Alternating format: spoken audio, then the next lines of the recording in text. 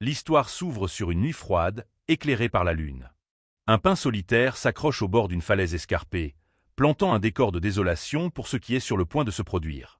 Tout en haut de ce sommet, deux silhouettes se tiennent dans l'ombre. L'air est lourd de tension alors qu'un homme en surplombe un autre qui a clairement connu des jours meilleurs. Au sol se trouve Jin So-in, meurtri et en sang. Il s'agrippe à une blessure, s'accrochant à peine à la vie alors qu'il lève les yeux vers l'homme qui était son chef. Debout au-dessus de lui se trouve Yong So-a, un seigneur de l'Alliance du Murim. Il offre de froids remerciements à Jin, reconnaissant que grâce à son aide, toutes les archives de l'Alliance ont enfin été restaurées. Yong So-a est une silhouette grande et élégante vêtue de robe blanche ornée, son visage partiellement caché par un masque noir. Un œil cramoisi brille d'une lueur impitoyable alors qu'il regarde son ancien subordonné de haut. Jin ne peut que baisser les yeux dans un silence amer. Il a passé toute sa vie à être un outil parfait, à mémoriser et à tout restaurer juste parce qu'on le lui avait ordonné. Il lève la tête, le visage taché de sang et de ressentiment. Il demande si cette mort pathétique de chien est vraiment la façon dont il compte rembourser tout son dur labeur. Yong So-a gain lentamen sun a pay. Il fait remarquer que la mémoire de Jin est trop bonne. Il connaît tous les secrets de haut niveau de l'Alliance, ce qui fait de lui une énorme menace. Il pointe la lame sur la gorge de Jin. Il prétend que pour la justice du monde des arts martiaux et la sécurité de l'Alliance, Jin et ses souvenirs doivent disparaître. Jin ne peut s'empêcher de lâcher un rire cynique. L'idée que ces traîtres parlent d'une noble cause est presque trop pour lui. Il se moque de l'Alliance du Murim, soulignant l'absurdité totale de leur soi-disant danger. Pour lui, ce ne sont rien d'autre que des lâches qui se cachent derrière de grands mots. Luttant pour rester debout, Jin rappelle à son bourreau que l'Alliance a déjà perdu. Ils ont été écrasés par le culte démoniaque et arrivent à peine à rester en vie. Il trouve ça hilarant qu'ils s'inquiètent d'un danger supplémentaire, alors qu'ils ont déjà touché le fond. Son regard est perçant, même alors que sa vie s'estompe. Yong So-a ne bronche pas. Il insiste obstinément sur le fait que l'Alliance vaincra le culte démoniaque et restaurera son honneur une fois de plus. Jin lui jette à la figure, lui rappelant comment ils se sont enfuis vers la mer du Nord. Ils n'ont pas gagné, ils se sont juste servis d'innombrables innocents comme boucliers de chair pour gagner du temps. En fait, il a hâte de voir comment ils vont foirer cette fois-ci. Il veut voir exactement comment Yong So-a compte défendre sa cause minable. En regardant la lune, Jin admet qu'il n'arrive même plus à faire la différence entre la vertueuse alliance et le maléfique culte. Pour lui, ils sont tous aussi pourris. L'œil du seigneur masqué se rétrécit. Le dernier regret de Jin est d'avoir un jour confié son destin, et l'avenir de sa secte, à des mains aussi souillées. Au lieu d'attendre que l'épée s'abatte, Jin fait un dernier choix. Il recule, s'éloignant de la lame et se dirigeant vers le bord de l'abîme. Sa main ensanglantée se tend une dernière fois. Il décide que c'est lui qui mettra fin à ses jours, plutôt que de donner cette satisfaction à Yong So-a. Alors qu'il bascule dans les ténèbres, il repense à sa vie. Parce qu'il se souvenait de tout, chaque petit détail n'était qu'une nouvelle couche de l'enfer pour lui. Il tombe à toute vitesse, laissant la falaise et son traître loin derrière lui. Il est enfin libéré du fardeau de sa mémoire parfaite, ou du moins c'est ce qu'il croit. On fait un flashback au début de la guerre entre l'Alliance et le culte démoniaque. Des drapeaux flottent sur un paysage de conflits constants. Le rapport de force était lourdement déséquilibré. Le culte était d'une puissance terrifiante, tandis que l'Alliance était faible et désorganisée. Jin et ses condisciples ont été jetés dans ce chaos. Ils ont servi de chair à canon, de simples boucliers pour permettre aux responsables de l'Alliance de sauver leur peau. Pendant leur retraite, l'Alliance est venue lui proposer un marché. Il voulait qu'il mémorise absolument toutes les archives qu'il possédait. Ils ont utilisé la vie de ses disciples comme moyen de pression. S'ils pouvaient tout mémoriser et tout restaurer à leur base, il promettait de retirer ces gars des lignes de front. Alors il l'a fait. Il a tout mémorisé comme si sa vie en dépendait, parce que c'était littéralement le cas. Mais les choses ne se sont pas passées comme prévu. Il réalise maintenant qu'il a fait le mauvais choix. Il n'aurait pas dû passer ces années à pourrir dans des archives pendant que ses amis mouraient. Il aurait dû être sur le champ de bataille. À tout le moins, il aurait pu donner sa vie pour aider ne serait-ce qu'une personne de plus à s'enfuir. Il maudit cette capacité de merde que le ciel lui a donnée. Il voulait de l'énergie interne, un truc utile, pas juste un cerveau qui n'oublie jamais une seule tragédie. Alors qu'il se meurt, son regret est total. Mais soudain, un bracelet turquoise à son poignet se met à briller d'une étrange lumière pulsante. Une explosion d'énergie jaillit de l'artefact. Son dernier souhait est clair, il aurait dû devenir assez fort pour protéger lui-même les siens. Fini de supplier, fini d'être un pion. Il voulait la force d'être lui-même le bouclier. Soudain, tout change. La falaise glaciale disparaît, remplacée par un ciel lumineux et le toit d'une salle d'entraînement traditionnelle. Le monde semble à nouveau chaud et vivant. Une épée en bois lui donne des petits coups sur la tête. Quelqu'un se tient au-dessus de lui, se foutant de sa gueule parce que c'est un putain de gros raté. Une main serre la poignée d'une épée d'entraînement. L'esprit de Jin s'emballe, encore coincé entre sa mort et cette étrange nouvelle réalité. Il est allongé face contre terre. Il se dit que sa mémoire maudite lui joue des tours, l'obligeant à revivre un vieux souvenir douloureux. Il lâche un cri de douleur alors qu'une vive douleur lui traverse le crâne. C'est trop vif, trop réel pour n'être qu'une simple hallucination d'un mec à l'article de la mort. Ça fait un mal de chien. Il lève les yeux, hébété, et voit un groupe d'élèves qui le regardent. Une brute avec un chignon et une épée en bois le regarde de haut avec un sourire en coin. C'est Ji Cheolyong. Jin est pétrifié sous le choc. Il a l'air plus jeune, et l'environnement est exactement comme il se le rappelle, il y a des décennies. Il n'en croit pas ses yeux. Il réalise qu'il se tient au beau milieu du terrain d'entraînement de la secte Taeul. Il a en quelque sorte voyagé dans le temps, à l'époque avant que tout ne parte en couille. Jeunpyo et Hong sont complètement largués. Ils n'ont jamais vu leur aîné agir comme ça avant, et honnêtement, ils ne savent pas s'ils doivent s'inquiéter ou juste être confus. Le visage de Jin So-in est rouge d'émotion pure.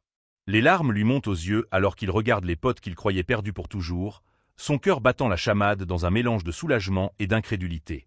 Il fait un pas lourd et soudain en avant. Ses mouvements sont déterminés et intenses, fendant la confusion du terrain d'entraînement.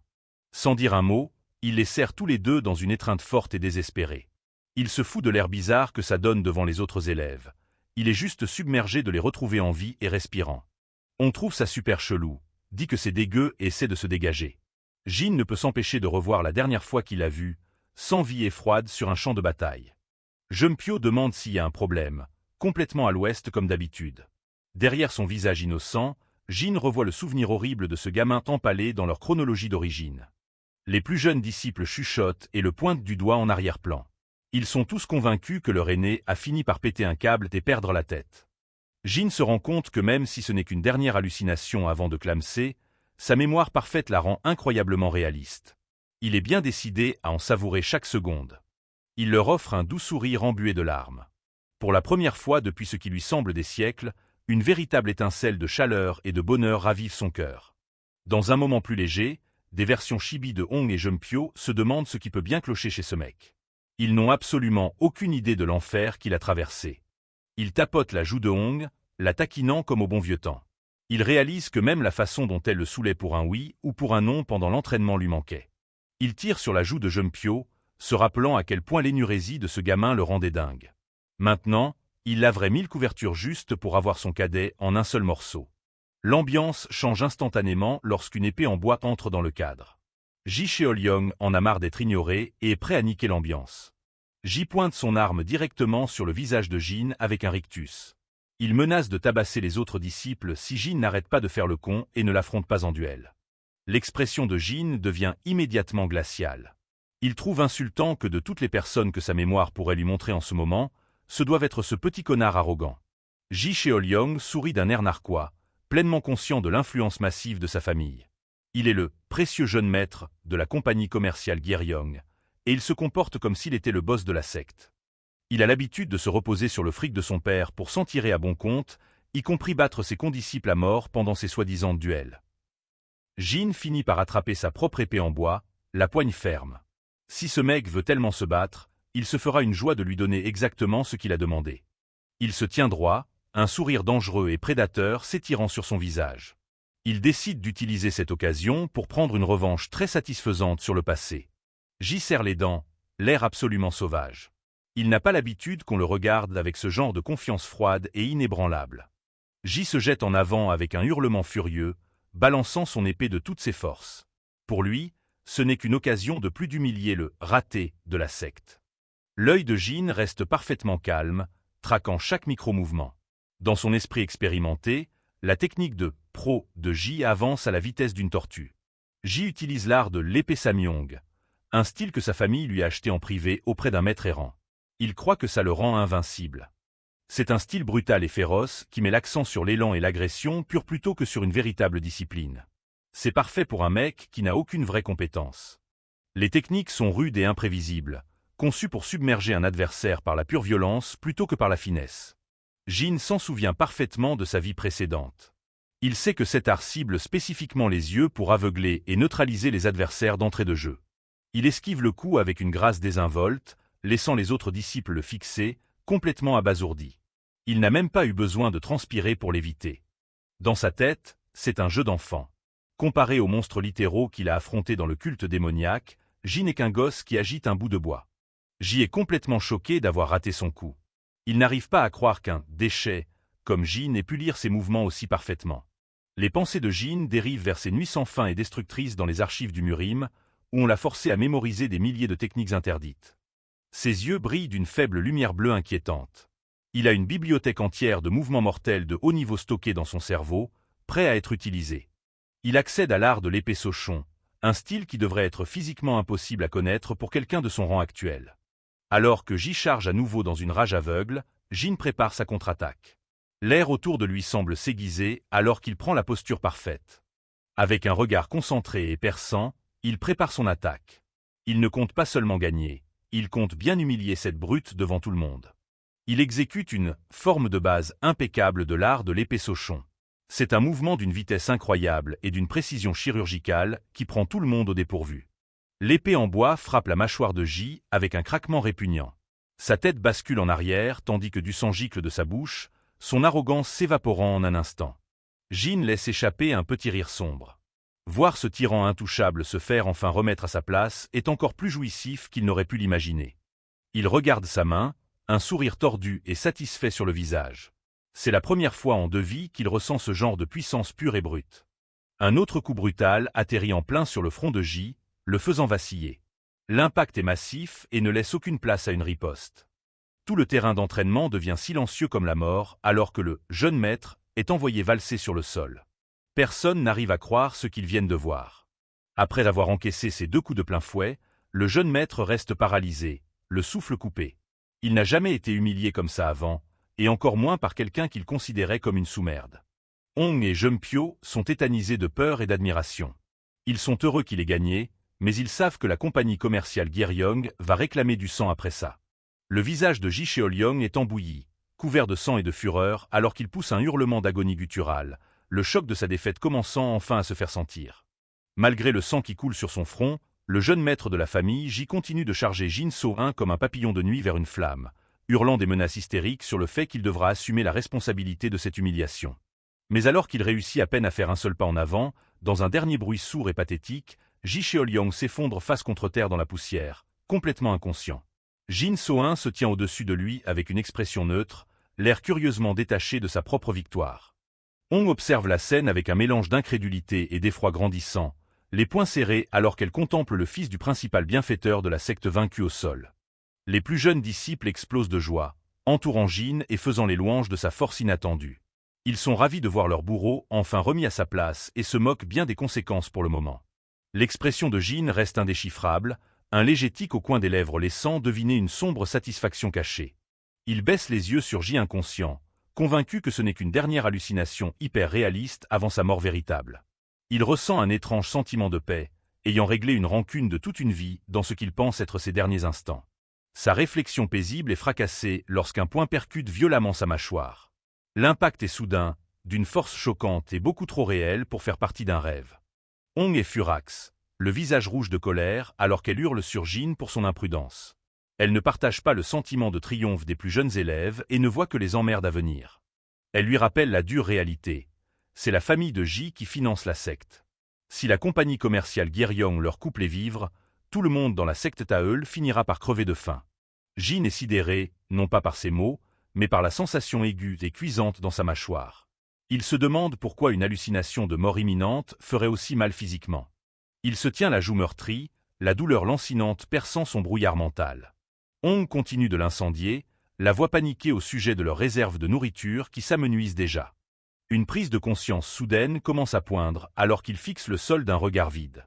Les détails, le bruit et surtout la douleur sont beaucoup trop cohérents pour un rêve. Au milieu des cris incessants de Hong et des regards inquiets des autres élèves, Jin prend enfin la parole. Il réalise que ce n'est pas le film de sa vie, ni une vision de mort, en fait. La colère de Hong ne fait que s'intensifier face à son comportement chelou, son ombre le surplombant alors qu'elle atteint son point de rupture. Elle lui assène un autre coup de poing punitif sur le crâne, lui hurlant d'arrêter de dire des conneries. La force du coup envoie Jin vaciller en arrière vers le sol. Jin tombe en arrière, le monde tournoyant autour de lui alors que la réalité physique de sa situation finit par s'imposer. La pierre froide du terrain d'entraînement semble indéniablement solide. Il est allongé sur le dos, une âme comique s'échappant de sa bouche alors qu'il tombe dans les pommes. Alors que ses potes paniquent autour de lui, la vérité le frappe enfin. Il n'est pas mort, il est vraiment retourné dans le passé. Des rangées de tiroirs à médicaments bordent le mur de la paisible infirmerie. Jin So-in est allongé sur un lit avec un gros bandage sur la joue, ayant l'air d'avoir connu des jours meilleurs. Il a les yeux dans le vague alors qu'il essaie de recoller les morceaux de ses souvenirs. Il finit par s'asseoir, réalisant qu'une simple baffe de sa sœur cadette a suffi à l'assommer froidement. Il prend un moment pour assimiler le fait qu'il est bel et bien de retour dans son corps plus jeune. Son esprit vagabonde vers le moment où le cauchemar a commencé, le retour du culte démoniaque. Ce fut une guerre qui a failli anéantir l'alliance du Murim et qui a poussé sa propre secte Taeul au bord de la destruction totale. Il se souvient des tas de cadavres et de l'odeur du sang. Au milieu de tout ce chaos, Jin a été traité comme un outil à cause de sa mémoire parfaite. Pendant que d'autres se battaient, il était coincé à un bureau sous une montagne de bouquins. On lui a ordonné de mémoriser et de restaurer le moindre manuel que possédait l'Alliance, bossant jusqu'à ce que son corps commence à le lâcher. Il était l'archive, pas un guerrier. Il ne s'est pas plaint, surmontant l'épuisement et le sang pour graver chaque mot dans son esprit. Il voulait se rendre utile, mais il n'avait pas réalisé à quel point ce savoir était dangereux. La loyauté ne signifiait que dalle pour les mecs au pouvoir. Yang Soa se tenait au-dessus de lui alors qu'il se mourait, prêt à jeter l'outil qui en savait trop. Alors qu'il crachait du sang, Jin a réalisé que sa mémoire était devenue une menace pour l'Alliance. Il a supplié qu'on épargne ses cadets, mais ses appels sont tombés dans l'oreille d'un sourd. Il pensait que la mort était la fin, mais il a ouvert les yeux et vu les terrains d'entraînement de sa jeunesse. La transition a été si soudaine qu'il a cru à une hallucination. Tout ce qu'il avait mémorisé était toujours là, clair comme de l'eau de roche. Avec une bibliothèque de techniques interdites dans le crâne, il a compris qu'il n'était plus seulement une victime. Il avait déjà utilisé ses souvenirs du futur pour humilier Ji Cheol-Yong, une brute qu'il n'aurait jamais pu espérer battre dans sa vie passée. La tête que faisait ce mec n'avait pas de prix. De retour à l'infirmerie, Jin se gratte la tête, essayant toujours de comprendre le fait qu'il a réellement régressé. Tout ça semble trop réel pour être un rêve. Il baisse les yeux sur le bracelet du dragon bleu à son poignet, un puissant artefact qu'il a pris à un chef du culte démoniaque des années dans le futur. C'est la seule chose qui soit revenue avec lui. Ce truc était un butin de guerre de l'une des rares batailles que l'Alliance ait vraiment gagnée contre le culte démoniaque. Il se rappelle le sang sur le sol quand il se l'est approprié. Il se rappelle l'avoir vu briller d'une étrange lumière pulsante juste au moment où il poussait son dernier souffle sur cette falaise. C'était un éclat aveuglant dans ses derniers instants. Il se demande si ce bracelet est la clé de son retour, mais ses pensées sont déraillées par un homme qui hurle son nom à l'extérieur de l'infirmerie. Le moment de paix est définitivement terminé. Jin s'assoit immédiatement, reconnaissant la voix odieuse de quelqu'un qui pense clairement être le roi du monde. Dehors, un homme pompeux engueule la chef de la secte, exigeant de voir le morveux qui a osé faire du mal à son précieux fils. Il fait un scandale monstre dans la cour. Jin écoute depuis la porte alors que l'homme menace de couper le financement de la secte dès ce mois-ci. Il utilise sa richesse comme une arme.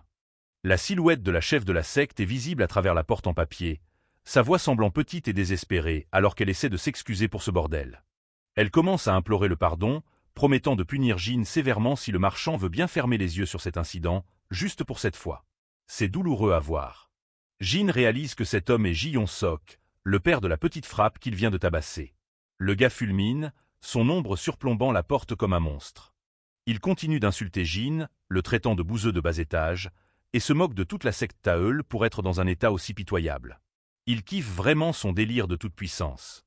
Jin regarde par l'entrebâillement, voyant la chef de la secte courber les chines en signe de soumission juste pour empêcher l'école de faire faillite. Elle a l'air vaincue. La voir s'aplatir ravive des flashs des piles de cadavres de sa vie passée. Il a déjà vu ce genre d'impuissance. Il se revoit lui-même gisant dans la crasse, un homme mort avec pour seul bagage des regrets, car il n'avait pas la force de se défendre. Il n'était qu'un pion à l'époque, un minable incapable de protéger ceux qui comptaient pour lui. Il refusait de laisser ça se reproduire. Sa mâchoire se crispe alors qu'il mord dans un bout de bois jusqu'à le briser, le craquement sec reflétant sa détermination intérieure. Il a fini de jouer les victimes. Jin se lève et tire son nouveau corps, sentant la force revenir dans ses membres. Il est prêt à bouger. Il fixe un jeton enveloppé dans du tissu, son esprit réfléchissant déjà à un moyen de renverser la vapeur face au marchand arrogant. Un plan prend forme. Jin se prépare à sortir, ses yeux devenant froids et perçants. S'ils veulent un spectacle, il sera ravi de leur en donner un qu'ils n'oublieront jamais. Dehors, la chef de la secte continue de remercier Ji Yong-sok pour sa générosité, même si l'homme ricane et la prend de haut. C'est un pathétique étalage d'avidité. Yong-sok se retourne pour partir, pensant avoir réussi à intimider tout le monde pour les soumettre. Il a l'air satisfait de ses actes de tyran. Il n'a aucune idée que Jin est en train de l'observer depuis le toit, perché juste au-dessus de sa tête tel un prédateur. Jin se laisse tomber avec une révérence faussement polie, saluant le distingué invité avec un sourire qui n'atteint pas ses yeux. Il se présente comme le bouseux que l'homme cherchait. Il se tient droit sur le rebord du toit, regardant de haut la chef de la secte choquée et le marchand furieux. L'atmosphère bascule instantanément. Le visage de Yong-sok devient violet lorsqu'il réalise qu'il a devant lui le gosse qui a battu son fils. Il recommence immédiatement à hurler des insultes. Jin soupire et détourne le regard, totalement imperturbable face à la rage écumante de l'homme. Il lui fait remarquer qu'il n'y a presque pas de différence d'âge entre eux. Le marchand le fixe dans un silence stupéfait, choqué par la sortie soudaine du garçon. Jin So-in réalisa aussi soudainement que sa langue avait fourché. Après tout, dans cette chronologie actuelle, son corps était encore celui d'un jeune adolescent. Jin joint les mains et se fout de lui demandant s'il compte suivre son fils partout comme un garde du corps, même une fois qu'il sera entré à l'académie. Il a littéralement cloué le bec aux menaces du marchand. Ji Yong-sok hurle à s'en époumoner, le visage déformé par un mélange de fureur et d'incrédulité. Il accuse Jin So-in d'avoir utilisé des coups bas pendant l'entraînement pour cibler spécifiquement la tête de son fils. Le maître de la guilde marchande continue de tempêter, affirmant que son précieux fils n'a même pas besoin d'un endroit aussi minable que la secte Taeul. Selon lui, les disciples ici ne sont que des larbins destinés à servir son fils jusqu'à son entrée à l'académie. Jin reste planté là, l'air mortellement ennuyé, la tête appuyée sur sa main comme s'il écoutait un cours barbant. Il rappelle sèchement à l'homme que c'est Ji Cheol-yong qui a tellement massacré plus de 10 de ses cadets qu'il ne pouvait même plus sortir du lit. Se penchant avec un regard glacial, Jin se moque de l'idée que quelqu'un essaie d'entrer à l'académie du Murim avec des compétences aussi embarrassantes. Il ne retient pas ses coups, traitant le fils du marchand de gros naze pour s'être fait éclater par un « bouseux » d'une secte de 3e zone. Il regarde Ji Yong-sok droit dans les yeux et lui dit que son grand projet pour l'avenir de son fils n'est rien d'autre qu'un délire fantaisiste. Il rit littéralement au nez de l'homme le plus puissant de la pièce. Ji Yong-sok pète complètement un câble, les veines palpitant sur son front alors qu'il tremble de rage. L'un de ses serviteurs essaie désespérément de le retenir, le suppliant de se calmer avant de faire un truc qu'il regrettera. Jin reste impassible même lorsque le marchand l'attrape par le col et lui hurle au visage. Il demande calmement si Ji Yong-sok est vraiment prêt à assumer les conséquences de ce qui arrivera s'il continue à se comporter avec autant d'arrogance. Il répète le mot lentement, soulignant que la richesse du marchand ne le protégera pas des conséquences de sa propre vanité. Le regard de Jin est fixe, presque prédateur. Ji Yong-sok explose de rire, persuadé d'avoir l'avantage grâce à son fric. Il ricane au nez de la secte Taeul, la qualifiant d'école de 3e zone sur le point de s'effondrer sans son soutien. Il rit au nez de Jin, se vantant de pouvoir emmener ses affaires et son parrainage dans la secte qu'il veut. Il croit tenir la survie de la secte entre ses mains. Par derrière, Jin observe l'homme continuer ses menaces, affirmant que la secte devra mendier pour son prochain repas s'il décidait de se barrer. Il essaie de briser leur morale. La réalité, c'est que la secte Taeul fait toujours officiellement partie des 108 piques, le cercle très fermé de l'élite de l'Alliance du Murim. Mais dans leur état actuel de faiblesse, la plupart des gens se demandent comment ils ont réussi à conserver ce statut. Faire partie des 108 piques offre un privilège énorme, l'admission spéciale. Cela permet à une secte de recommander directement un disciple à l'Académie du Murim sans qu'il n'ait jamais à passer l'examen. C'est un véritable ticket d'or, contournant le processus d'évaluation habituel et brutal que des milliers d'autres aspirants artistes martiaux doivent subir. C'est la seule raison pour laquelle un mec comme Ji Cheol-yong serait ici. La guilde familiale de Ji Cheol-yong ne fait pas partie de ce groupe d'élite, alors ils ont payé une fortune en frais de parrainage juste pour s'acheter une place dans la secte. C'est un putain de pay to win. Les autres disciples regardent la scène avec inquiétude, sachant que la survie de leur école dépend actuellement de ce petit comprétentieux. Jin So-in, par contre, a l'air d'avoir déjà prévu 3 coups d'avance. Faisant face aux menaces du marchand, Jin ne scie pas et lui dit d'aller de l'avant et d'essayer de couper les vivres. Il bluffe ouvertement devant tout le monde. Il lâche un rire froid et tapote l'épaule de Ji-Yong-sok, lui disant qu'il assumera l'entière responsabilité de ce qui se passera ensuite. Le marchand est visiblement estomaqué par l'audace du gamin. Soudain, la poigne de Jin sur le bras du marchand se fait écrasante, son expression devenant beaucoup plus sombre. Il souligne que l'évaluation pour l'admission spéciale a lieu dans moins d'1 an. Avec un sourire maniaque et terrifiant, Jin demande pourquoi le maître de guilde se contenterait de cette secte si son fils était vraiment aussi doué qu'il le prétend. Sûrement, vous n'avez pas été rejeté par toutes les autres, n'est-ce pas? Ji-Yong-sok sue à grosses gouttes maintenant, son visage figé par le choc alors qu'il réalise que ce gosse vient d'exposer le plus grand secret de sa famille. Ce gosse n'est pas seulement fort, il sait des choses qu'il ne devrait pas savoir. Dans sa vie passée, la secte était tellement désespérée pour avoir de l'argent qu'elle se pliait en 4 pour répondre à la moindre exigence de la guilde marchande. Ils étaient pratiquement les esclaves de leur parrainage. Tremblant d'indignation, le marchand demande si Jin sait seulement à qui il s'adresse, mais il n'arrive pas à cacher la peur dans ses yeux. Le rapport de force s'est complètement inversé. À l'époque, ils avaient fait exactement ce que la guilde voulait et obtenu cette place d'admission spéciale pour Ji Cheol-young, en espérant que ça les sauverait. C'était un pacte avec le diable. Ji-Yong-sok tente de reprendre le contrôle, leur hurlant de se réveiller et de réaliser qu'ils n'ont aucun autre allié. Il prétend que sa guilde est la seule chose qui empêche la secte Taeul de disparaître. Jin se penche si près que leur nez se touche presque, rappelant à l'homme la froide réalité de la chronologie précédente. Il n'est pas du tout intimidé par les cris du mec. Il renverse totalement la situation, disant à Ji-Yong-sok que c'est en fait la secte Taeul qui sauve la guilde marchande de la ruine sociale totale. Sans eux, son fils n'a nulle part où aller.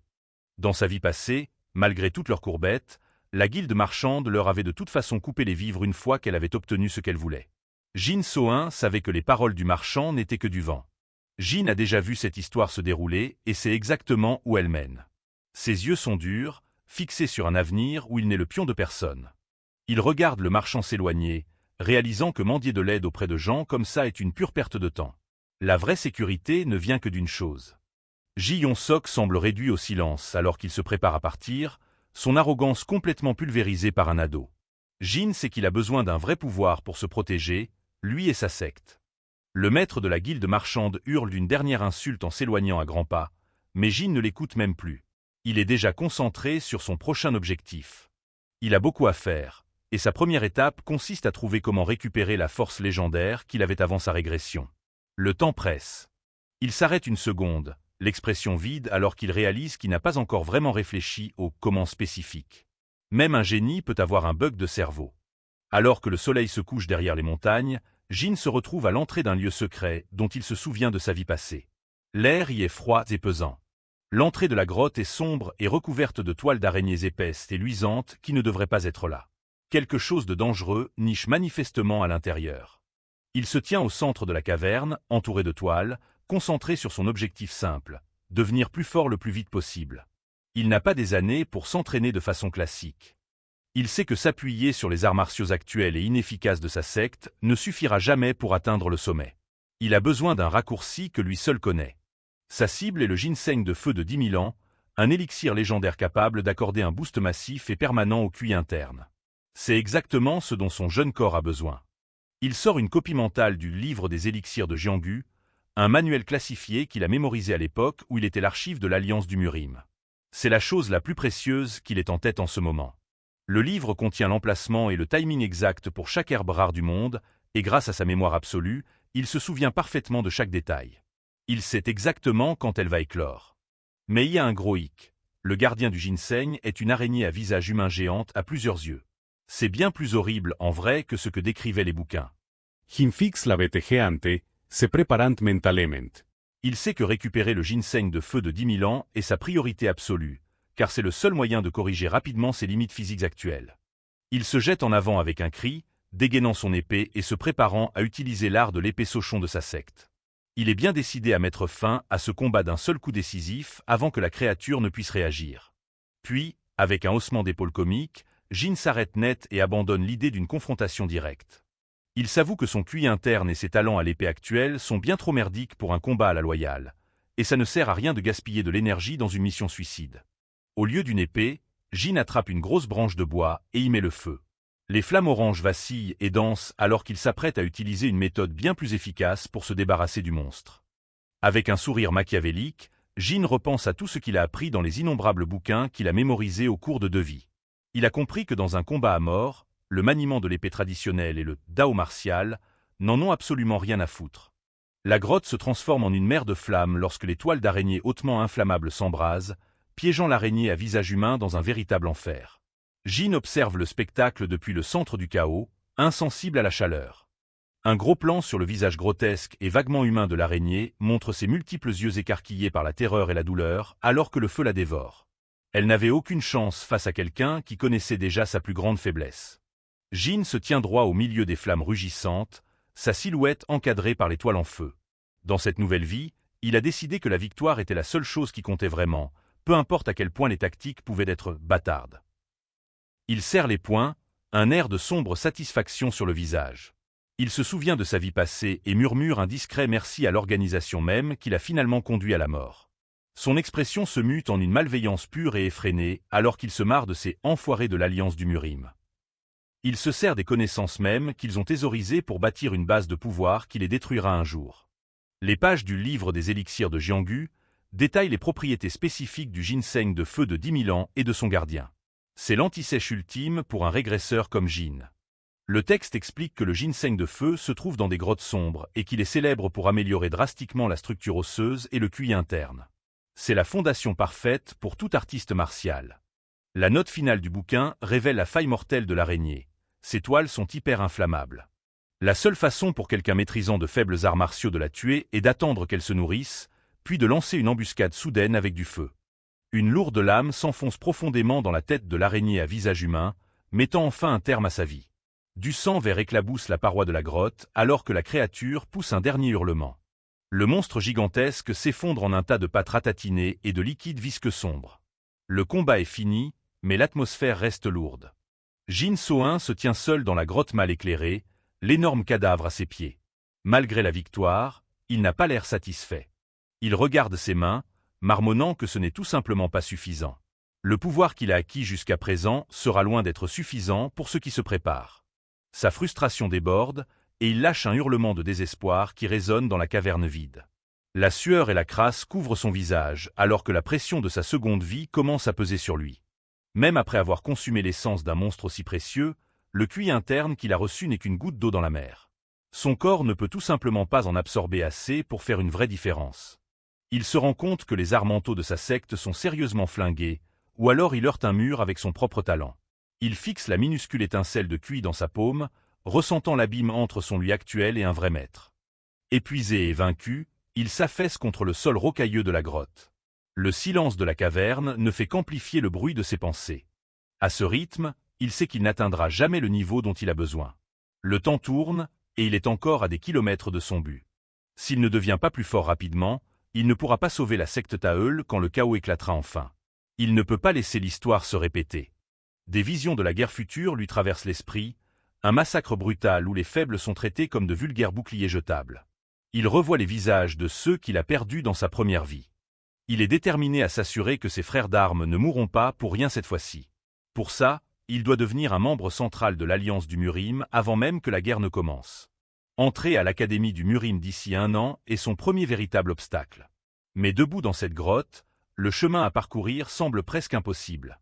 Ses doigts s'enfoncent dans le mur de pierre, laissant de profondes entailles dans la roche alors qu'il grince des dents. La douleur physique n'est rien comparée à la peur de l'échec. Il pousse un cri dans un moment de pur désespoir, craignant que rien ne change vraiment. Il est coincé dans une boucle de faiblesse qu'il ne semble pas pouvoir briser. L'eau goutte lentement des stalactites au plafond, le son rythmique résonnant dans le silence glacial. C'est un rappel de la lenteur de sa progression. Il se force à se calmer et à réfléchir. Il lui faut plus de QI interne, et il le lui faut maintenant. Une méthode d'entraînement classique ne suffira pas.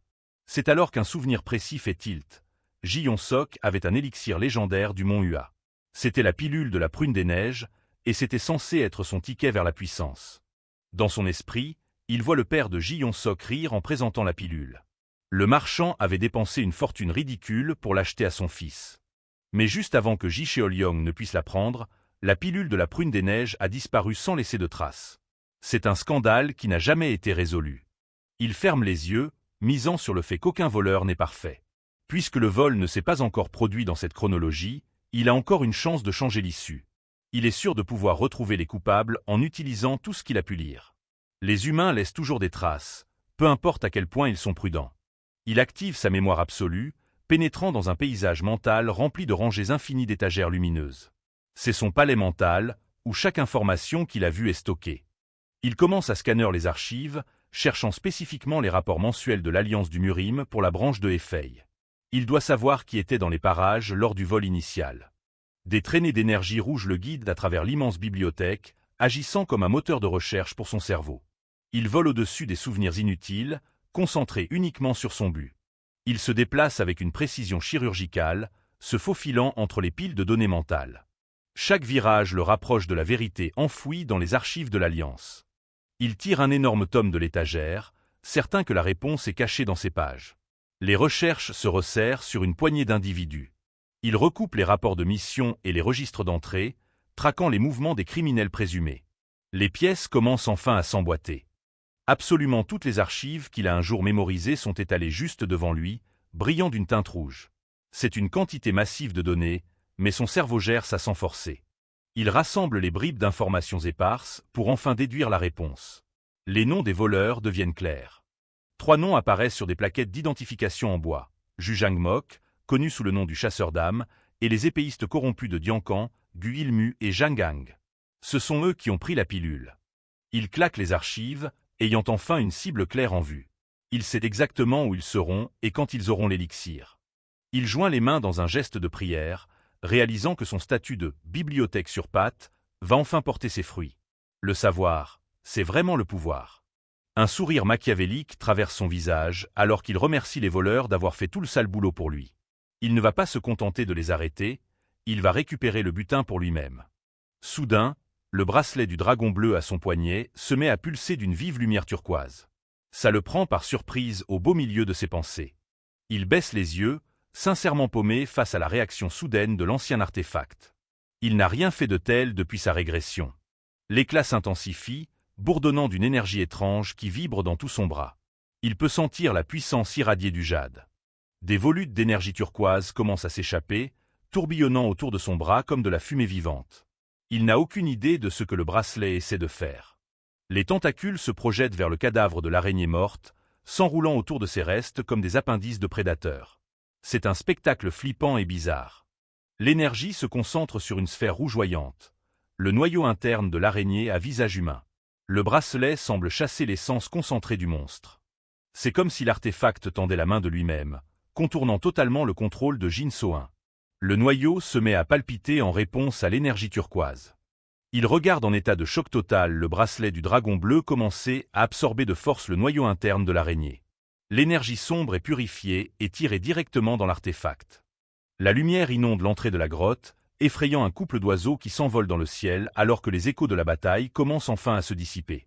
C'est un contraste saisissant avec l'obscurité humide de la caverne derrière eux. À l'intérieur, Jin So-1 est enveloppé dans une tempête tourbillonnante d'énergie rouge et turquoise, les restes de l'araignée éparpillés sur le sol autour de lui. L'air bourdonne sous la force brute de la puissance du noyau en cours d'absorption. La sueur dégouline de son visage alors qu'il serre les dents, ses yeux écarquillés reflétant la puissance pure et non raffinée qui inonde actuellement son système. L'intensité est presque trop pour ce que son jeune corps peut encaisser. Il fixe ses paumes alors qu'elles crépitent d'une vibrante lumière turquoise, bourdonnant à une fréquence qui semble à la fois ancestrale et écrasante. C'est la manifestation physique de l'énergie purifiée qui afflue dans ses veines. Le choc sur son visage se transforme en un rire maniaque. Ce n'est pas juste un simple power-up, ça change complètement la donne pour son niveau actuel. Il peut littéralement sentir les blocages dans sa culture voler en éclats. Il repense à sa vie passée, se remémorant le jour où il a récupéré le bracelet du dragon bleu comme trophée sur un chef tombé du culte démoniaque. Ce fut une victoire payée avec le sang de ses camarades, et il l'a gardé pour honorer leur sacrifice. De retour au présent, il se tient fermement sur le sol froid de la grotte, sentant l'énergie s'installer dans son noyau et l'ancrer. Le poids de sa vie précédente semble un peu plus léger, maintenant qu'il a les moyens de riposter. Il serre les poings, et la foudre turquoise s'intensifie, s'enroulant autour de son avant-bras comme une créature vivante de lumière. La densité pure du QI ne ressemble à rien de ce qu'il a pu ressentir dans ce jeune corps auparavant. Dans une forte expiration, il lance un coup de poing qui libère une onde de choc massive, fracassant instantanément les parois rocheuses de la caverne. La poussière et les débris volent de partout alors que la force de la frappe résonne dans la montagne. Alors que la poussière retombe, il réalise que l'énergie purifiée se marie parfaitement avec ses arts mentaux Taeul, éclipsant des années de dur entraînement en un seul instant. C'est la synergie parfaite entre une technique vertueuse et un trésor démoniaque. Debout dans le noir, il regarde une petite orbe de lumière bleue briller à sa taille et sait que le ciel ne l'a finalement pas abandonné. Il a enfin trouvé le chemin vers la force dont il a besoin pour protéger les siens. Loin de la grotte froide, la secte Taeul s'anime sous la lueur chaleureuse des lanternes pour un banquet festif. L'air est rempli de l'odeur de plats riches et du son des rires. Des invités riches affluent dans la cour, couvrant de louanges le maître de guilde gît tout en chuchotant que l'argent peut acheter même les élixirs les plus rares. Ils sont tous là pour assister à la célébration de l'avenir garanti de son fils. Ji-Yong-sok est dans son élément, se vantant bruyamment de la légendaire pilule de la prune des neiges que son père a obtenue de la secte du Mont Hua.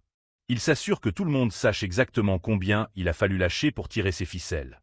Il lâche un rire suffisant, totalement persuadé que la richesse de son père a déjà assuré son succès à l'académie. Pour lui, les arts martiaux ne sont qu'une chose de plus qui s'achète et se vend. Assise sur un muret de pierre non loin, On-Sarion a l'air complètement désabusé, l'esprit préoccupé par des questions bien plus graves. Elle est la fille unique de la chef de la secte, et elle voit bien la pourriture dans la pièce. Elle fixe l'horizon, son expression devenant sombre alors que les bruits de la fête s'estompent pour elle. Ses yeux sont remplis d'un mélange de frustration et d'inquiétude sincère. Des souvenirs de Ji-Yong-sok se faisant défoncer par Jin So-in lui traversent l'esprit, un rappel des emmerdes qui ont déclenché tout ça. Elle sait que cette famille ne laissera pas une telle humiliation publique impunie.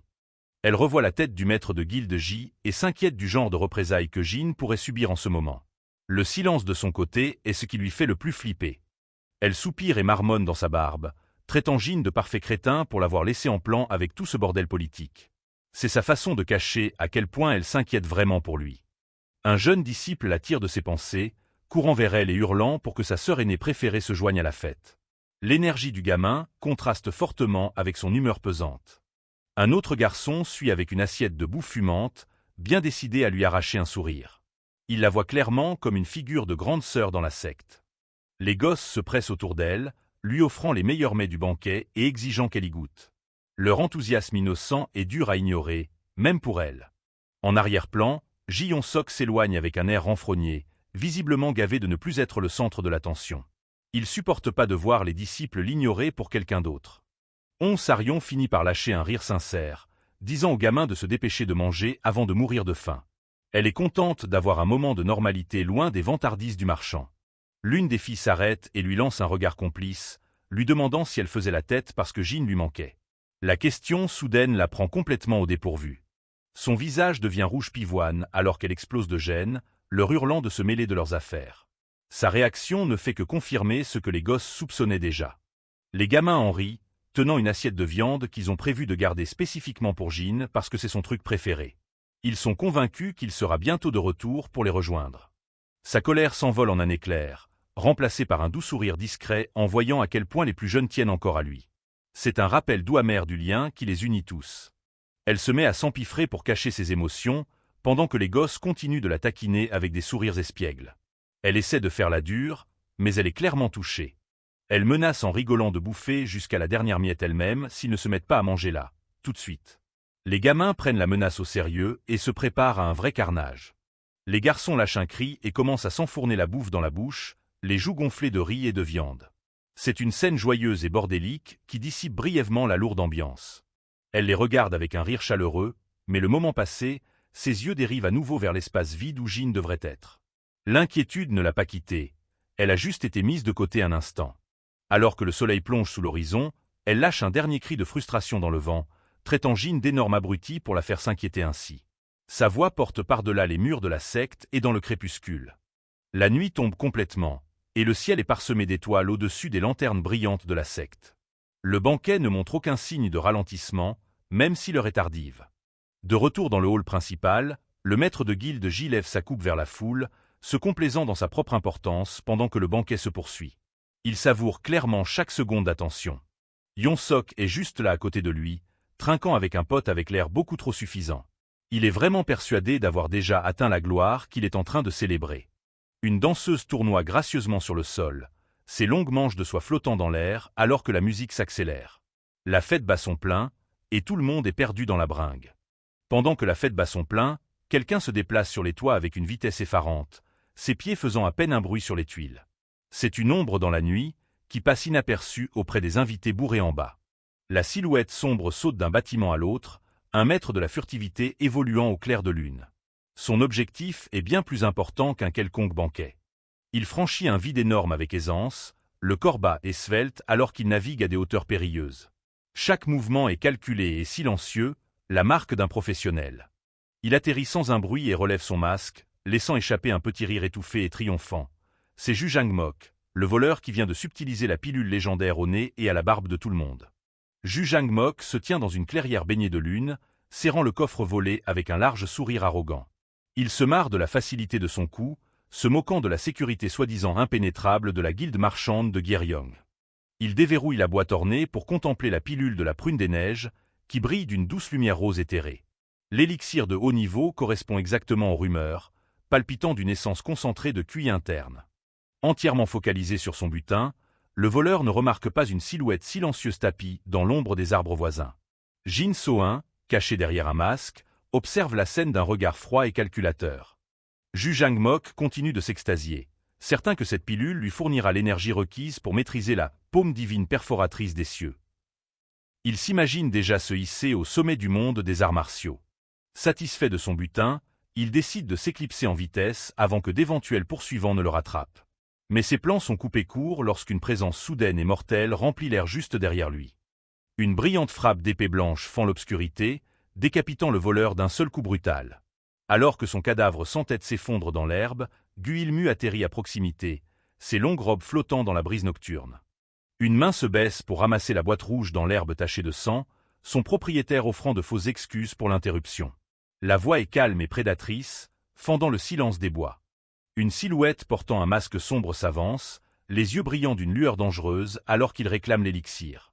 Il dit clairement qu'il a lui-même désespérément besoin de la légendaire pilule de la prune des neiges. La scène passe à une boutique de chasseurs poussiéreuse, où de lourds pièges à ours en fer sont à l'affût, leurs dents acérées prêtes à broyer des os. La meilleure boutique de matériel de chasse de Hefei était un endroit tranquille, décoré de peaux de bêtes qui avaient trouvé la mort dans ces mêmes pièges. Derrière le comptoir, le commerçant se tenait prêt à travailler. Le boutiquier leva les yeux, plissant le regard en jaugeant le nouveau client.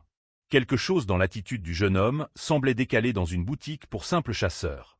Jin So-in est entré dans la boutique d'un pas décidé, son ombre s'étirant sur le plancher en bois. Il n'avait pas l'air d'être là pour de simples collets à lapin ou du matos de camping basique. Il s'est appuyé contre le comptoir, un sourire confiant aux lèvres. Il a demandé avec désinvolture si la boutique vendait des pièges à hommes, comme s'il commandait un simple repas. Les yeux du commerçant se sont écarquillés de surprise face à cette demande inhabituelle. Le ton désinvolte de Jin So-in a jeté un froid dans la petite pièce. Reprenant contenance, le proprio s'est vanté de son large choix d'équipements de chasse. Il a affirmé avoir de tout, des minuscules collets à lapins aux pièges capables de faire tomber des ours de la taille d'une montagne. Tout, sauf des articles destinés aux humains. Jin So-in n'a pas bronché, claquant un lourd sac d'or sur le comptoir. Il a exigé des pièges assez puissants pour attraper des tigres ou des ours, balayant toute préoccupation concernant l'état des peaux. En baissant les yeux sur le tranchant froid et aiguisé d'un piège, il a vu son propre reflet dans le métal. Il a précisé qu'il lui fallait quelque chose d'assez puissant pour arracher un membre net au moindre contact. Il a ri, les yeux pétillants d'une énergie espiègle, presque maniaque. Il a demandé s'il y avait quelque chose d'encore mieux, un truc capable de tuer sur le coup. Le commerçant a eu des sueurs froides, son intuition longuement aiguisée hurlant à la mort. Il savait qu'il ne devrait probablement pas vendre ses outils à un type avec ce genre de regard. De retour au présent, la forêt est silencieuse comme une tombe. L'assassin se tient toujours au-dessus du cadavre de Chu Jiang MC, savourant les fruits de son labeur. Gu Ilmu a essuyé une éclaboussure de sang sur sa joue, un sourire narquois sur le visage. Il s'attendait à ce que le voleur oppose plus de résistance, vu sa réputation dans le monde des arts martiaux. Il tenait la boîte rouge ornée d'un air triomphant, revendiquant enfin le prix pour lequel ils avaient tué. Les 5 épées de Diancan n'étaient pas au-dessus d'un petit meurtre si cela permettait de sécuriser un élixir légendaire. Un bruissement soudain de feuilles attirait leur attention lorsqu'une botte a heurté fermement le sol de la forêt. Il n'était pas aussi seul qu'il le pensait. Zhang Gangari, félicitant son aîné pour cette victoire facile. Ils se sont congratulés, certains que leur statut de vertueux épéiste les mettrait à l'abri de tout soupçon. Gu Ilmu n'a pas perdu de temps, suggérant qu'il se débarrasse du corps immédiatement. Il devait faire croire que le voleur s'était simplement volatilisé sans laisser de traces. Avant de partir, Zhang Gang était impatient de voir le contenu de la boîte. Il a suggéré de vérifier l'authenticité de la pilule de la prune des neiges sur le champ. Ils ont ouvert le couvercle, et une lueur éclatante et radieuse a jailli de la boîte. L'air s'est instantanément chargé de l'odeur douce et riche des fleurs de prunier, confirmant l'authenticité de la pilule. Les deux épéistes étaient hypnotisés par l'orbe luminescente, leur avidité visible dans leurs yeux écarquillés. Ils étaient tellement distraits qu'ils n'ont pas remarqué la silhouette masquée rôdant juste derrière eux. Ils ont soudain réalisé ce qui se passait en sentant une troisième présence à proximité. Ils ont levé les yeux pour trouver Jin So-in les dévisageant, les yeux plissés par un sourire moqueur. « Qui est là » a hurlé Gu Ilmu, mais la silhouette masquée bougeait déjà comme une ombre. Il a esquivé un coup ample, ses mouvements fluides et d'une rapidité troublante. Avant qu'il ne puisse réagir, Jin So-in a brandi la boîte rouge avec un panache triomphal. Gu Ilmu en a laissé tomber sa mâchoire en réalisant que le butin avait été arraché de ses mains. « Frère cadet, attrape ce voleur » a rugi Gu Ilmu, pointant un doigt tremblant. Zhang Gang ne se l'est pas fait dire deux fois, dégainant son épée et se jetant en avant. Zhang Gang a chargé avec un cri furieux, fendant l'air avec sa lame. Il a hurlé qu'il punirait quiconque oserait voler ce qu'il considérait comme lui appartenant. Jin So-in s'est retourné et a piqué un sprint dans les bois, balançant une remarque sarcastique par-dessus son épaule. Il s'est moqué de leur hypocrisie, les interpellant sur leur propre méthode de voleur. La poursuite était lancée, les deux épéistes bondissant à travers les arbres à ses trousses. Jin restait juste hors de portée, leur rappelant que ce sont eux qui l'avaient volé en premier. Zhang Gang a forcé l'allure, comblant l'écart en balançant sa lourde lame. Il était bien décidé à abattre l'intrus masqué et à récupérer l'élixir. D'un bond agile et soudain, Jin So-in a franchi un tronc d'arbre abattu et a disparu dans les broussailles denses. Les épéistes ont suivi aveuglément, animés par la rage et le désespoir. Jin a jeté un dernier regard en arrière, un avertissement joueur traversant son esprit. Il leur a dit de faire gaffe ou ils mettaient les pieds en fonçant tête baissée. Un lourd piège métallique, dissimulé sous les feuilles, s'est refermé dans un bruit de mâchoire écœurant. Les dents de fer se sont enfoncées profondément dans la jambe de Zhang Gang, le clouant au sol de la forêt. Les yeux de Zhang Gang sont sortis de leurs orbites dans une agonie pure alors que du sang giclait sur les feuilles. Le choc soudain et violent l'a laissé haletant, incapable même de hurler. Depuis son point de vue, Jin So-in observait la scène avec une froide satisfaction. Il s'est murmuré « jackpot », son plan fonctionnant encore mieux que prévu. Zhang Gang a grincé des dents, la sueur coulant sur son visage alors qu'il se débattait contre les mâchoires de fer. Chaque mouvement ne faisait qu'enfoncer les dents plus profondément dans sa jambe mutilée. Un cri à vous retourner les tripes a fini par déchirer la forêt silencieuse. Le piège avait fait son boulot, transformant un maître épéiste en animal blessé. Gu Ilmu a freiné des quatre fers, regardant en arrière son jeune frère piégé avec horreur. Jin So-in se tenait tout près, regardant l'air de rien comme s'il n'était qu'un simple observateur. Gu Ilmu a grogné, le visage tordu dans un mélange de peur et de furie. Il a maudit l'homme masqué pour avoir recours à de tels coups bas au lieu de se battre comme un vrai épéiste. Il a pointé son épée vers Jin So-in, la voix tremblante de rage. Il a exigé que le voleur retire son masque et montre son visage. Jin So-in ne s'est pas donné la peine de prendre une arme, ramassant à la place négligemment une pierre sur le sol. Il a regardé Gu Ilmu d'un regard calme et soutenu. « Tu veux que je te donne mon nom, ma secte et le nom de mon maître ?» a demandé Jin So-in, la voix dégoulinante d'une fausse curiosité. Il savait qu'il avait toutes les cartes en main maintenant. D'un coup de poignet, il a balancé la petite pierre au pied de Gu Ilmu. Elle a atterri avec un bruit sourd, un geste d'apparence inoffensive. Les yeux de Gu Ilmu se sont écarquillés lorsqu'un autre piège massif a jailli du sol sous ses pieds. Les mâchoires de métal se sont refermées dans un claquement assourdissant, scellant son sort aux côtés de son frère. Le visage de Gu Ilmu était la définition même du choc brutal et de la douleur atroce. La réalité qu'il s'était fait rouler par un voleur commençait enfin à s'imposer. Jin So-in se tenait parfaitement immobile au beau milieu d'un véritable champ de mines de pièges en fer, sa cape sombre claquant au vent. Il s'est déclaré nouveau propriétaire de la pilule de la prune des neiges, laissant les deux meurtriers moisir ici. En les regardant se débattre, son esprit a repensé à la façon dont il avait rassemblé les pièces du puzzle. Tout se résumait à une simple question. Comment savait-il que c'étaient eux les coupables? Il avait passé des heures à fouiller dans les archives, recoupant des noms comme Ju Jangmok et Gu Ilmu. Quelque chose dans les rapports officiels de l'Alliance ne tournait pas rond. Dans sa tête, Des étagères de livres et de parchemins anciens brillaient d'une lumière rouge fantomatique alors qu'il cherchait. Il cherchait quiconque montrait même un léger bond inexpliqué de QI interne à cette époque. Le souvenir de la disparition de Zhu Zhangmok était la preuve accablante. Le type était un voleur légendaire, mais il s'était évaporé sans laisser de traces à la minute exacte où la pilule de la prune des neiges avait été volée. Jin So-un a calculé que si 2 personnes se partageaient la pilule, leur force augmenterait subtilement et exactement au même moment. C'était un schéma que seul quelqu'un avec sa mémoire absolue pouvait espérer trouver. De retour à la réalité, les 2 épéistes tremblaient de tous leurs membres, leur arrogance totalement anéantie. Ils n'arrivaient pas à comprendre comment cet inconnu masqué connaissait leurs noms et leurs secrets les plus sombres. Jin So-un leur a tourné le dos, s'éloignant d'une démarche décontractée et moqueuse. Il a confirmé qu'il les connaissait bien, des membres des prestigieuses 5 épées de la secte Diancan. Gu Ilmu a hurlé derrière lui, la voix brisée par le pur désespoir.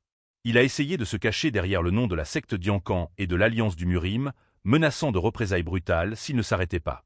Jin So-un a juste jeté un regard par-dessus son épaule, le regard vif et moqueur derrière son masque noir.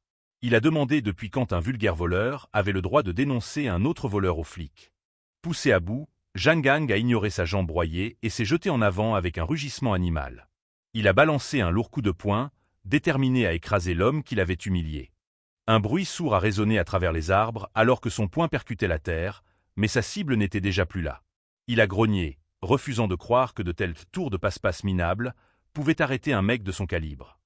Jin So-un se déplaçait comme une ombre à travers le champ, des pièges de fer volant dans les airs alors qu'ils étaient déclenchés par son passage. Tout le sol de la forêt était un enchevêtrement de métal dentelé, et il était le seul à connaître le chemin sûr. Zhang Gang a lâché un rire moqueur après avoir complètement neutralisé toutes les embrouilles de l'homme masqué. Jin So-un, regardant le tas de pièges qui lui ont coûté une fortune, ne put s'empêcher d'en avoir des sueurs froides. Gu Ilmu et Zhang Gang se sont regroupés une fraction de seconde, les yeux brûlants de haine. Gu Ilmu a juré qu'il arracherait le masque du voleur et le mettrait en pièces à la seconde où il l'attraperait. Jin So-un est resté complètement silencieux, son expression cachée derrière le tissu noir alors qu'il les observait depuis les ombres.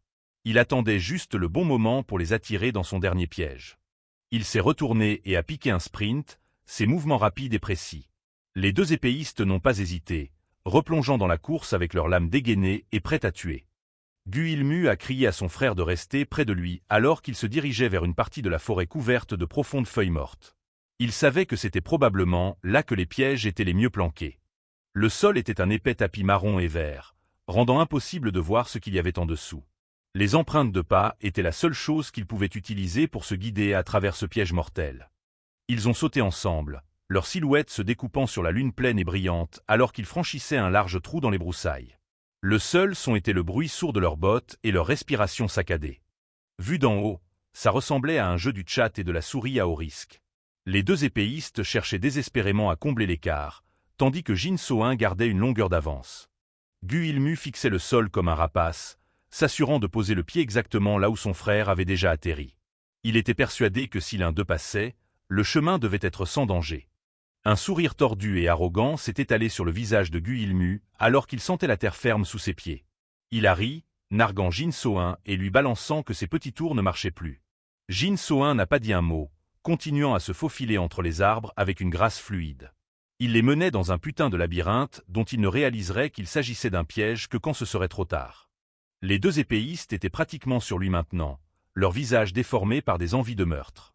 Ils étaient absolument sûrs que c'était là qu'ils allaient enfin le coincer. Une lourde botte a atterri fermement sur un tas de feuilles sèches.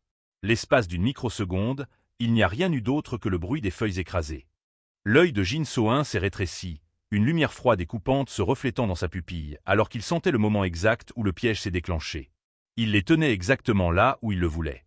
Puis est venu le bruit qui a mis fin à tout, un clic métallique sec planqué sous le feuillage. Le chemin qu'il croyait sûr était en fait le centre du champ de mine. Jin So-un a regardé par-dessus son épaule, un regard d'une intensité sombre et satisfaite. Le jeu était enfin terminé. Un énorme piège en fer a jailli du sol, se refermant sur la jambe de Zhang Gang dans un craquement a glacé le sang.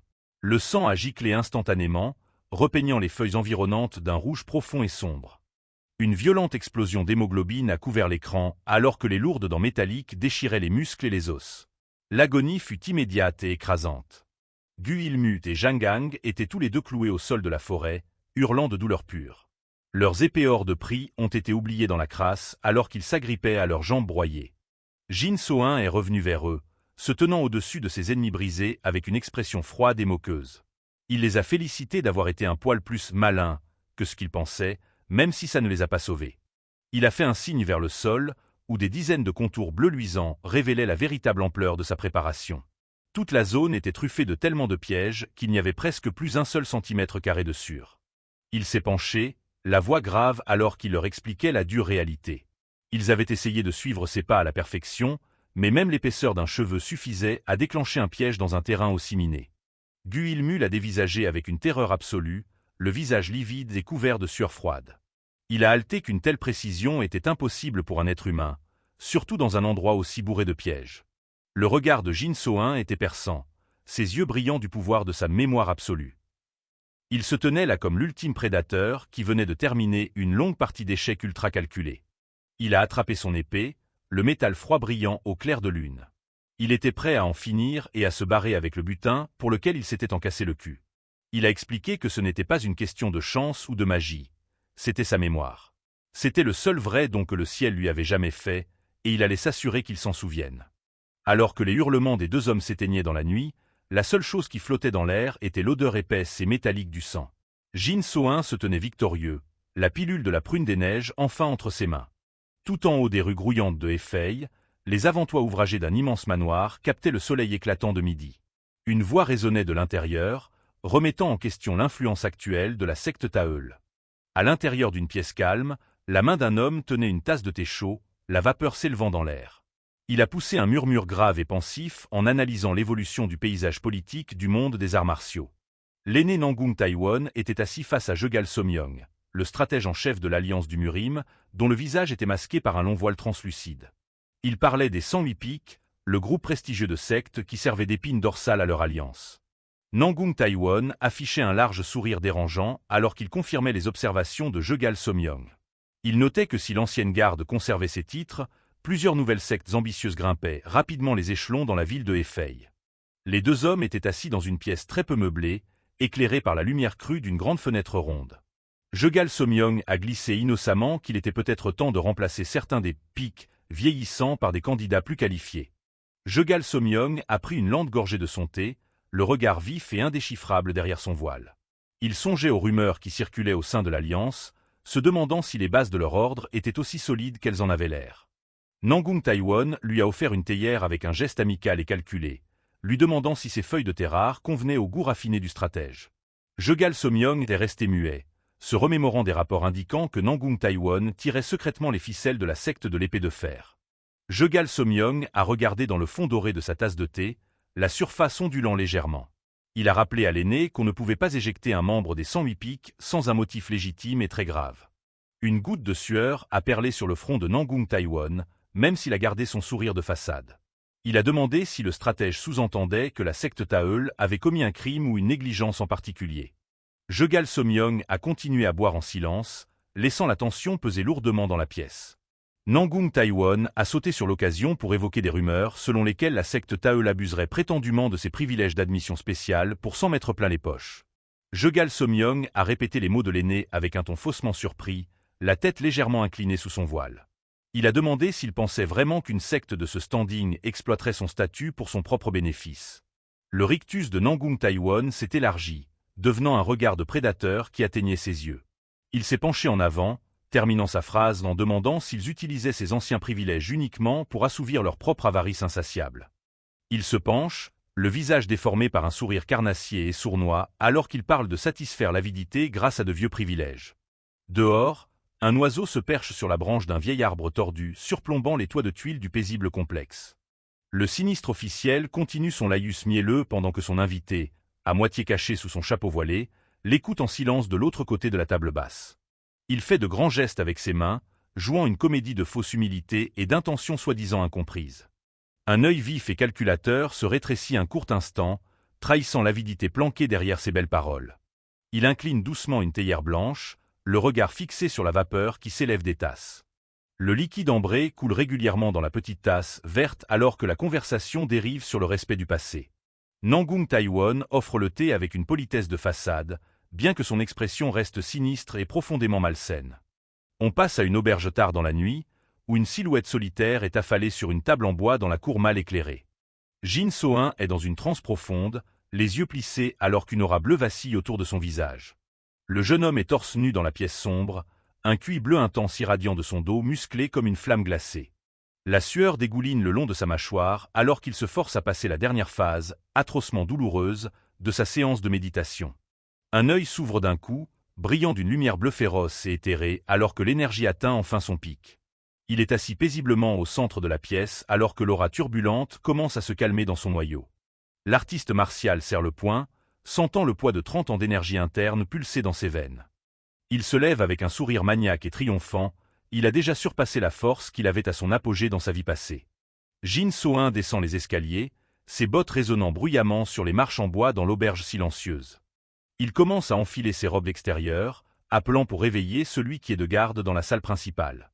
Le jeune serveur, un gamin plein d'énergie avec ses cheveux bruns attachés en 2 chignons, manque de tomber d'une table, surpris. Le jeune maître s'assoit et demande le premier truc qui se bouffe, sa faim le rattrapant enfin après des jours de méditation. Le gamin est sous le choc, bafouillant que la cuisine a déjà fermé pour la nuit. Jin So-in se contente de rire et balance une grosse pile de pièces d'argent sur la table avec un sourire assuré. La vue de tout ce fric change tout de suite le discours du gamin, et il tape un sprint vers la cuisine pour réveiller le chef. Pendant qu'il patiente, il se rappelle comment il a réuni tout ce blé, en se servant de son bracelet pour pomper l'énergie vitale d'un tigre géant. Une énergie sombre et tourbillonnante émane du bracelet du dragon d'azur à son poignet, alors qu'il assimile la force vitale qu'il vient de voler. Le jeune maître a réussi à dépecer les bêtes après coup, transformant sa séance d'entraînement en un pactole monstre. Un flashback le montre entrant en trompe dans une boutique, balançant avec un grand sourire une pile de peaux de tigre de luxe sur le comptoir. De retour au présent, il pose son menton sur ses mains, une ombre d'inquiétude traversant enfin son visage. Il se souvient de l'allure du bracelet quand il siphonnait sans pitié cette araignée géante dans la grotte. Le souvenir du rugissement d'agonie du tigre clignote dans son esprit, lui faisant réaliser l'ampleur du pouvoir qu'il détient désormais. Jin So-in sait que si quelqu'un le voit utiliser ce pouvoir, on pourrait le prendre pour un art démoniaque interdit. Il serre le tissu de sa manche, sachant que le pouvoir de son bracelet ressemble à s'y méprendre au fameux art dévorant les cieux. Si l'alliance du Murim a vent de ça, il n'y aura pas que sa tête qui tombera. Toute sa secte sera dans la merde. Les pensées du jeune maître sont interrompues lorsque le garçon revient, jonglant avec plusieurs plateaux de bouffe fumante. L'odeur suffit à le faire redescendre sur terre, et il se transforme en véritable goinfre à la vue de ce festin inespéré. L'artiste martial commence à aspirer les nouilles comme s'il n'avait pas graillé depuis des semaines, ignorant le gamin qui traîne autour de la table.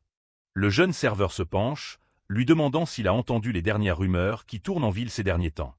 Il glisse qu'un élixir spirituel d'une valeur inestimable a été volé juste sous le nez de la guilde marchande de Gyeryong récemment. Jin So-in se fige en plein milieu d'une bouchée pendant que le gosse décrit avec excitation comment le voleur a réussi son braquage en plein banquet bondé. Le gamin ajoute que l'alliance du Murim a tellement la honte qu'ils ont déjà envoyé une équipe d'enquêteurs d'élite pour serrer le coupable. Il s'étouffe presque, toussant et recrachant sa bouffe en réalisant à quelle vitesse l'étau se resserre autour de lui. Le jeune serveur se penche, lui tendant un verre d'eau en demandant au jeune maître si ça va après avoir avalé de travers. Jin So-in l'écarte d'un geste de la main, retrouvant vite ses esprits pour demander si l'alliance du Murim a trouvé la moindre preuve pendant ses fouilles. Son cœur bat à tout rompre alors qu'il écarquille les yeux, terrorisé à l'idée que son braquage ait pu envoyer un innocent en tôle.